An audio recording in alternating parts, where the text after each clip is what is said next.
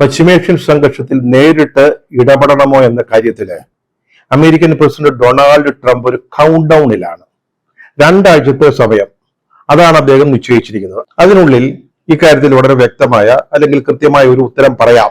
അതായത് യുദ്ധത്തിൽ നേരിട്ട് ഇടപെടണോ. അതേസമയം ചൈന, റഷ്യ എന്നീ രാജ്യങ്ങള് ഇപ്പോൾ ഈ പ്രശ്നത്തിൽ വളരെ സജീവമായിട്ട് ശക്തമായ രീതിയിൽ ഇടപെട്ടിരിക്കുകയാണ്. അതോടൊപ്പം തന്നെ നമ്മൾ യുദ്ധമുഖത്തേക്ക് നോക്കുകയാണെങ്കിൽ ഇറാനും ഇസ്രയേലും തമ്മിലുള്ള തീക്കളി, ഡ്രോണുകളും അല്ലെങ്കിൽ മിസൈലുകളും വിവിധ ഇനം ബോംബുകളും ഒക്കെ ഉപയോഗിച്ചുള്ള ഈ തീക്കളി യാതൊരു അയവുമില്ലാതെ തുടരുകയുമാണ്. ഇപ്പൊ ഏറ്റവും അവസാനം ക്ലസ്റ്റർ ബോംബുകൾ ഇസ്രയേലിനെതിരെ ഇറാൻ പ്രയോഗിച്ചു എന്നാണ് റിപ്പോർട്ടുകൾ സൂചിപ്പിക്കുന്നത്. ഇസ്രയേൽ ആവട്ടെ ഇറാന്റെ മിസൈലുകളെയും ഡ്രോണുകളെയും ഭേദിക്കുന്നതിന് അല്ലെങ്കിൽ തടഞ്ഞു നിർത്തുന്നതിന് ബരാക് മഗൻ എന്ന ഒരു പുതിയ സംവിധാനം ഉപയോഗിച്ചു തുടങ്ങുകയും ചെയ്തിട്ടുണ്ട്. പശ്ചിമേഷ്യയിൽ യുദ്ധം അവസാനിപ്പിക്കണമെന്ന് ചീനയും റഷ്യയും ഇതുവരെ ആവശ്യപ്പെട്ടിരുന്നു. ആ ഒരു നിലപാടാണ് അവർ സ്വീകരിച്ചിരുന്നത്. പക്ഷെ ഇപ്പോ ഇസ്രയേൽ നടത്തുന്ന വ്യോമ ആക്രമണങ്ങളെ അല്ലെങ്കിൽ മിസൈൽ ആക്രമണങ്ങളെ അതിശക്തമായിട്ട് അപലപിച്ചുകൊണ്ട് ഈ 2 രാജ്യങ്ങൾ രംഗത്ത് വന്നിരിക്കുകയാണ്. അതോടൊപ്പം തന്നെ യൂറോപ്യൻ യൂണിയനിലെ 3 രാജ്യങ്ങൾ ബ്രിട്ടൻ, ഫ്രാൻസ്, ജർമ്മനി, ഈ രാജ്യങ്ങളിലെ വിദേശകാര്യമന്ത്രിമാര് ഇറാനുമായിട്ടൊരു ചർച്ച ആരംഭിക്കുകയാണ്. ഇതൊക്കെ നയതന്ത്ര തലത്തിൽ ഇപ്പോൾ നടന്നുകൊണ്ടിരിക്കുന്ന സംഭവവികാസങ്ങളാണ്. പക്ഷേ യുദ്ധമുഖത്താകട്ടെ യാതൊരു തരത്തിലുള്ള ഡീഎസ്കലേഷന്റെ ലക്ഷണങ്ങളും കാണുന്നുമില്ല. പശ്ചിമേഷ്യയിൽ നേരിട്ട് ഇടപെടുന്ന കാര്യത്തില് ട്രംപ് അല്ലെങ്കിൽ അമേരിക്കൻ ഭരണകൂടം ഒരു തീരുമാനം എടുത്തു കഴിഞ്ഞു എന്നാണ് ഇപ്പോഴും അമേരിക്കൻ മാധ്യമങ്ങൾ അടക്കമുള്ള വിദേശ മാധ്യമങ്ങൾ റിപ്പോർട്ട് ചെയ്യുന്നത്. പക്ഷെ അവസാന തീരുമാനം ട്രംപിൻ്റെതാണ്. അദ്ദേഹമാണ് പച്ചക്കൊടി നൽകേണ്ടത്. അതിനാണ് അദ്ദേഹം 2 ആഴ്ചത്തെ സമയം ചോദിച്ചിരിക്കുന്നത്. ട്രംപിന് ചില സന്ദേഹങ്ങളുണ്ട്. അതുതന്നെയാണ് പ്രധാനപ്പെട്ട കാരണം. ഇറാനെ ഒരു യുദ്ധത്തിൽ തോൽപ്പിക്കുക എന്നുള്ളതല്ല അമേരിക്കയുടെ പ്രധാനപ്പെട്ട ലക്ഷ്യം. ഇസ്രായേലിനെ പോലെ തന്നെ ഇറാന്റെ ആണവായുധ പരീക്ഷണങ്ങൾ അവസാനിപ്പിക്കുക, അല്ലെങ്കിൽ ആണവ ആയുധങ്ങൾ നിർമ്മിക്കുന്ന പദ്ധതിക്ക് ഒരു അന്ത്യം കണ്ടെത്തുക. അതാണ് അമേരിക്കയുടെയും പ്രധാനപ്പെട്ട ലക്ഷ്യം. അതിനവരെ ലക്ഷ്യമിടുന്നത്, ടാർഗറ്റ് ചെയ്യുന്നത് ഫോർദോ എന്ന് പറയുന്ന ഇറാന്റെ ആണവ ആയുധ നിർമ്മാണ കേന്ദ്രമാണ്. നേരത്തെ നഥാൻസില് ആദ്യത്തെ ദിവസം തന്നെ ഇസ്രായേല് മിസൈൽ ആക്രമണം നടത്തി.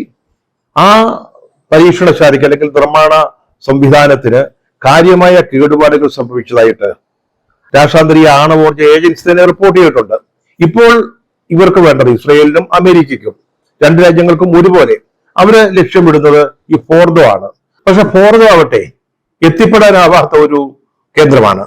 നമ്മൾ നേരത്തെയുള്ള എപ്പിസോഡുകളിൽ പറഞ്ഞതുപോലെ ഇത് പർവ്വത നിരകളില്, വലിയ വിസ്തൃതമായ പർവ്വത നിരകളില് പാറകൾ തുരന്നുണ്ടാക്കിയ ഭൂഗർഭ അറകളിലാണ് ഈ പരീക്ഷണ കേന്ദ്രം അല്ലെങ്കിൽ നിർമ്മാണ കേന്ദ്രം പ്രവർത്തിക്കുന്നത്. ഏതാണ്ട് 80 മീറ്റർ താഴെയാണ് ഈ കേന്ദ്രം സ്ഥാപിച്ചിരിക്കുന്നത്.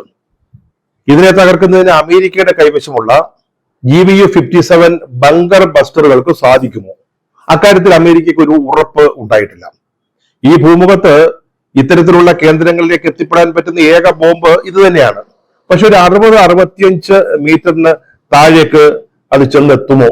അതാണ് അമേരിക്കയുടെ അല്ലെങ്കിൽ ട്രംപിന്റെ അല്ലെങ്കിൽ അവര് നേരിടുന്ന ഒരു വലിയ പ്രധാനപ്പെട്ട പ്രശ്നം. ഇത് 80 മീറ്റർ താഴെയാണ്. പക്ഷെ അമേരിക്കയുടെ സാങ്കേതിക വിദഗ്ധർ പറയുന്നത് ഈ GBU-57 എന്ന് പറയുന്നത് അതിനെ നിശ്ചയിച്ചിരിക്കുന്ന ഒരു ലക്ഷ്യം 60-61 മീറ്റർ ആണെങ്കിലും 80 മീറ്റർ താഴെയുള്ള ബങ്കറുകളെ പോലും അത് ആക്രമിച്ച് തകർക്കാനും നശിപ്പിക്കാനും സാധിക്കും എന്നുള്ളതാണ്. അത് പക്ഷേ ട്രംപിന് ഇതുവരെ ബോധ്യപ്പെട്ടിട്ടില്ല എന്ന് അമേരിക്കൻ മാധ്യമങ്ങൾ റിപ്പോർട്ട് ചെയ്യുന്നു. ഒരു നേരിയ തോതിലുള്ള ആണവ ആയുധ ഉപയോഗം കൊണ്ട് മാത്രമേ ഈ ഫോർദോയിലേക്ക് കടന്നു എന്നതിനെ ഇല്ലായ്മപ്പെടുത്താൻ സാധിക്കൂ എന്നുള്ള ഒരു ചിന്തയും അമേരിക്കയുടെ മുമ്പിലുണ്ട്.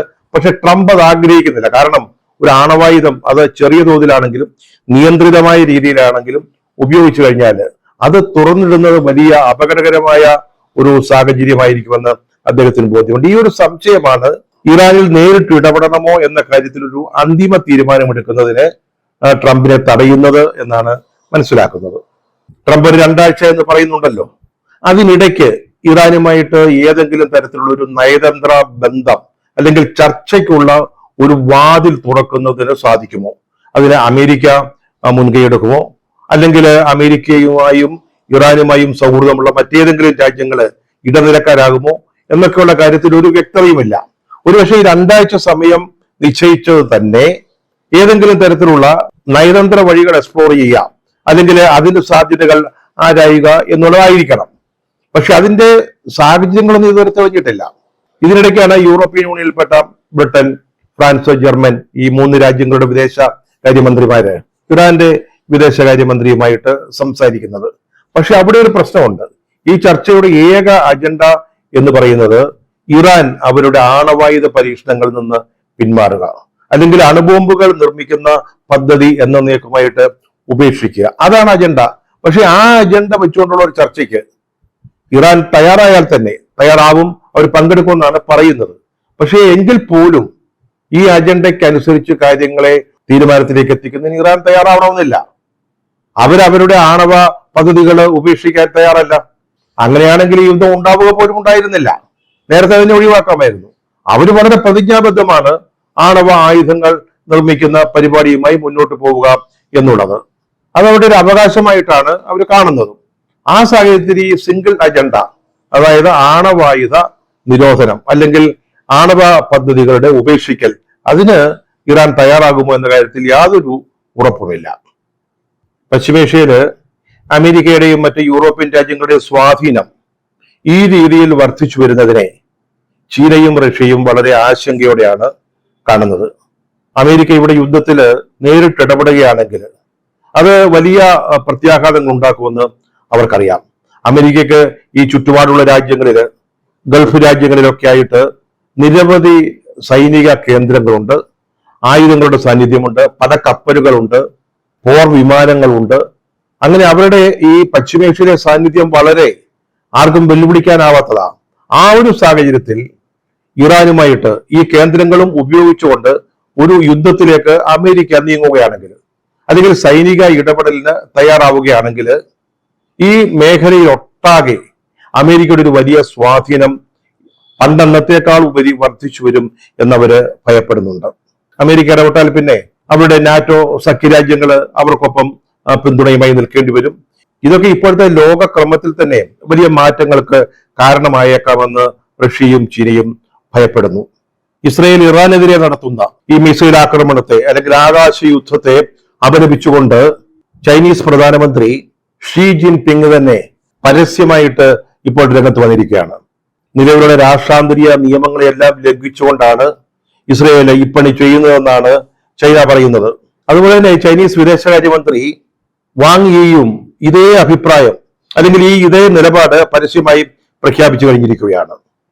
അമേരിക്ക ഈ യുദ്ധത്തിൽ ഇടപെടുന്നത് മേഖലയിലെ സമാധാനപരമായ അന്തരീക്ഷത്തെ തകർത്ത് തരിപ്പണമാക്കുമെന്ന് ചൈന ഭയപ്പെടുന്നുണ്ട്. ഇത് അവരുടെ ഊർജ വിദേശ വ്യാപാര രംഗങ്ങളെ വളരെ ദോഷകരമായിട്ട് ബാധിക്കും. അതും അവരുടെ ഒരു കൺസേൺ അല്ലെങ്കിൽ ഒരു ആശങ്കയാണ്. അതുകൊണ്ടാണ് പ്രധാനമന്ത്രിയും വിദേശകാര്യമന്ത്രിയും ഒരേ സ്വരത്തിൽ അമേരിക്ക നടത്താൻ പോകുന്ന ഇടപെടലിനെതിരെ രംഗത്ത് വന്നിരിക്കുന്നത്. ഇസ്രായേലിന് മേൽ പ്രത്യേക സ്വാധീനമുള്ള രാജ്യങ്ങൾ അവിടെ അന്തരീക്ഷം ശാന്തമാക്കുന്നതിന്, യുദ്ധ സാഹചര്യങ്ങൾ ഡീഎസ്കലേറ്റ് ചെയ്യുന്നതിന് വളരെ താല്പര്യപൂർവ്വം ഇടപെടണമെന്ന് ചൈനയുടെ വിദേശകാര്യ വക്താവ് കഴിഞ്ഞ ദിവസം ആവശ്യപ്പെടുകയുണ്ടായി.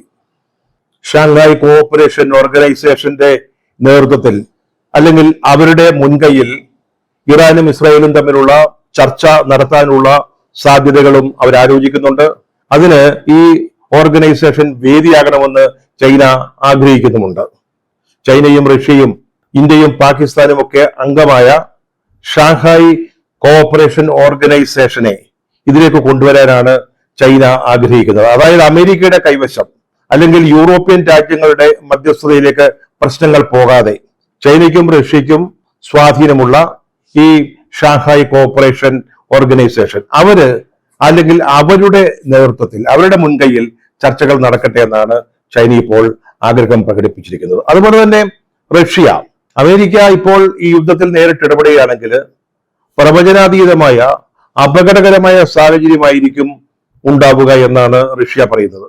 അവര് ഏറ്റവും ഫോക്കസ് ചെയ്ത് പറയുന്നത് ഇറാന്റെ ആണവായുധ കേന്ദ്രങ്ങൾക്കെതിരായിട്ടുള്ള ആക്രമണങ്ങളെയാണ്. അതിന് പറയുന്ന കാരണം അവിടെ നടക്കുന്ന ആക്രമണങ്ങൾ വലിയ തോതിൽ ആണവ വികിരണം ഉണ്ടാക്കുന്നതിന് സാധ്യത തുറന്നിടുമെന്നാണ്. അത് വലിയ അപകടം, പിന്നീട് വലിയ തോതിലുള്ള അപകടങ്ങൾക്ക്. അമേരിക്ക വളരെ ദൂരെയാണെന്ന് പറഞ്ഞുകൊണ്ട് കാര്യമില്ല. അത് ലോകത്തെ മുഴുവൻ ബാധിക്കുന്ന ഒരു വലിയ പ്രശ്നമായിട്ട് മാറുമെന്ന് റഷ്യ ചൂണ്ടിക്കാണിക്കുന്നുണ്ട്. അമേരിക്ക യുദ്ധത്തിൽ നേരിട്ട് ഇടപെടുകയും അതിനെതിരായിട്ട് ചൈനയും റഷ്യയും കൂടുതൽ ശക്തമായിട്ട് പ്രോ ആക്റ്റീവായിട്ട് രംഗത്ത് വരികയും ചെയ്താൽ ഈ യുദ്ധാന്തരീക്ഷമൊക്കെ മാറിമറിയും. ഇപ്പോൾ തന്നെ ചൈന 3-4 വിമാനങ്ങളിൽ ഇറാൻ ആവശ്യമായ ചില ആയുധങ്ങൾ എത്തിച്ചു കൊടുത്തു എന്ന് സ്ഥിരീകരിക്കാത്ത റിപ്പോർട്ടുകളുണ്ട്. ഇനി അമേരിക്ക നേരിട്ട് വളരെ പ്രകടമായിട്ട് ഇടപെടുകയാണെങ്കിൽ, യുദ്ധത്തിന്റെ ഭാഗമാവുകയാണെങ്കിൽ, ചൈനയ്ക്കും റഷ്യയ്ക്കും അതുപോലെ തന്നെ ഇറാനെ സഹായിക്കുന്നതിന് കൂടുതൽ പ്രകടമായിട്ട് രംഗത്ത് വരേണ്ടി വന്നേക്കാം. ഇതൊക്കെ നാളെ എന്തിന്റെ തുടക്കമാവുമെന്ന് ആർക്കും ഇപ്പോൾ പറയാൻ പറ്റത്തില്ല. ഒരുപക്ഷെ മൂന്നാമതൊരു ലോകമഹായുദ്ധത്തിലേക്ക് ലോകത്തെ കൊണ്ടെത്തിക്കുമോ എന്ന് പോലും സംശയിക്കുന്ന സുരക്ഷാ വിദഗ്ധന്മാരുണ്ട്. ഇറാന്റെ പരമോന്നത നേതാവ് അയത്തുള്ള ഖൊമനേയിയെ വധിക്കുക എന്ന ലക്ഷ്യം ഇപ്പോഴും ഇസ്രായേൽ ആവർത്തിച്ച് പറയുന്നുണ്ട്. ഇസ്രായേലിന്റെ പ്രധാനമന്ത്രി ബെഞ്ചമിൻ നെതന്യാഹു, അവരുടെ വിദേശകാര്യമന്ത്രി ഇസ്രായേൽ കട്സ്, ഇവരുടെയൊക്കെ പ്രസ്താവനകളിൽ അതാണ് നിഴലിക്കുന്നത്. അവരുടെ ഒരു പ്രധാനപ്പെട്ട ലക്ഷ്യം ഖമനേയിയാണെന്നുള്ളതാണ്. ഇറാന്റെ ആണവ കേന്ദ്രങ്ങളെ ടാർഗറ്റ് ചെയ്യുന്നതിനൊപ്പം അവര് അയത്തുള്ള ഖമനേയിയും ടാർഗറ്റ് ചെയ്യുന്നു എന്നാണ് അവരുടെ ഇപ്പോഴും തുടർന്നു വരുന്ന പ്രസ്താവനകളിൽ നിന്ന് നമുക്ക് മനസ്സിലാക്കാൻ സാധിക്കുന്നത്. ഖമനേയി സൈന്യത്തിന്റെ അല്ലെങ്കിൽ ഇസ്ലാമിക് റവല്യൂഷണറി ഗാർഡ്സിന്റെ വളരെ ശക്തമായ സംരക്ഷണയില് സൈനിക ബങ്കറുകളിൽ എവിടെയോ കഴിയുകയാണെന്നാണ് ഇതുവരെ പുറത്തു വന്നിട്ടുള്ള വിവരം. പക്ഷെ അദ്ദേഹം ഇറാനിൽ ഉണ്ടോ എന്ന കാര്യത്തിൽ പോലും ചിലര് സംശയം പ്രകടിപ്പിക്കുന്നുണ്ട്. അദ്ദേഹം ഇപ്പോൾ മോസ്കോയിലാണെന്ന് കരുതുന്ന ചില നയതന്ത്ര വിദഗ്ധരുണ്ട്.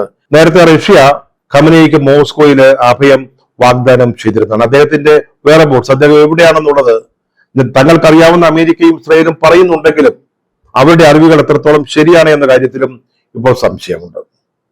പറഞ്ഞല്ലോ, അമേരിക്കയുടെ ഇടപെടൽ അടക്കമുള്ള കാര്യങ്ങളെ കുറിച്ച് ചർച്ച നടക്കുമ്പോഴും ഇറാനും ഇസ്രായേലും തമ്മിലുള്ള യുദ്ധം വളരെ ശക്തമായിട്ട് നടന്നുകൊണ്ടിരിക്കുകയാണ്.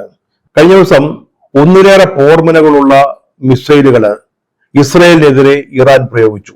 അത് ഇസ്രായേലിനെ വലിയ തോതിൽ ഞെട്ടിച്ചിട്ടുണ്ട്. കാരണം 7ഓളം മിസൈലുകൾ അവരുടെ അയൺ ഡോം ഭേദിച്ച് അല്ലെങ്കിൽ അതിനെ മറികടന്ന് ഇസ്രായേലിൽ പതിച്ചു എന്നാണ് റിപ്പോർട്ടുകൾ. ധാരാളം മിസൈലുകൾ അയച്ചു, അതിൽ 7 എണ്ണം ഇസ്രായേലിൽ പതിച്ചു.